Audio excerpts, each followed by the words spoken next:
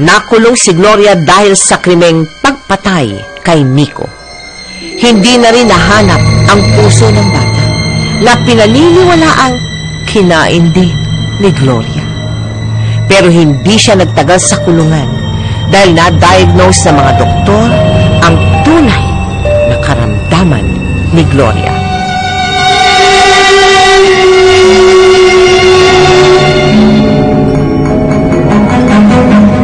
Doktora Arsenia, maraming mga terms ang ginagamit tayong mga Pilipino, no?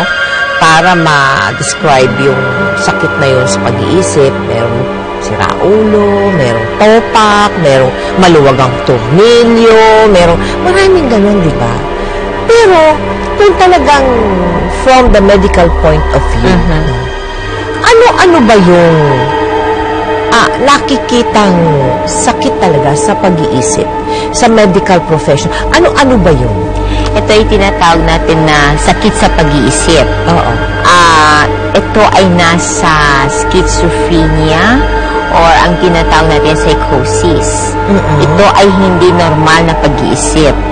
Wala siya sa realidad at ang mga ginagawa niya ay hindi katangi-tangi. Oo. At wala sa kanya yung nakonsensya, wala na yung ganon.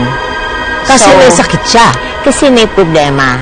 Oo. At ito ay pwedeng humantong sa suspiciousness, hindi siya, ano-anong iniisip niya.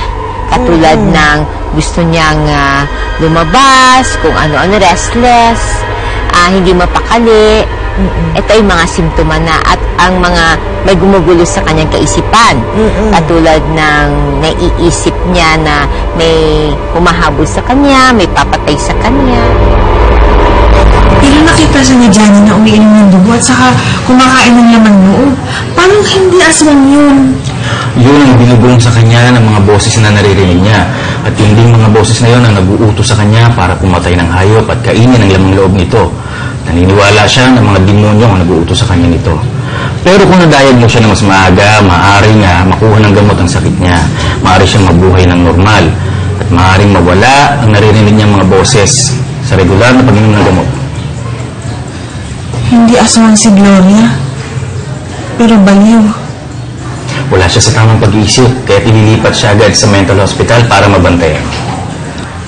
Dok, gagaling pa ba siya?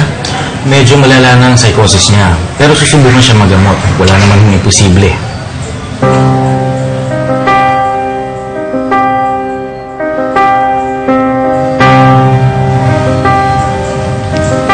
Kawawa naman ang anak ko.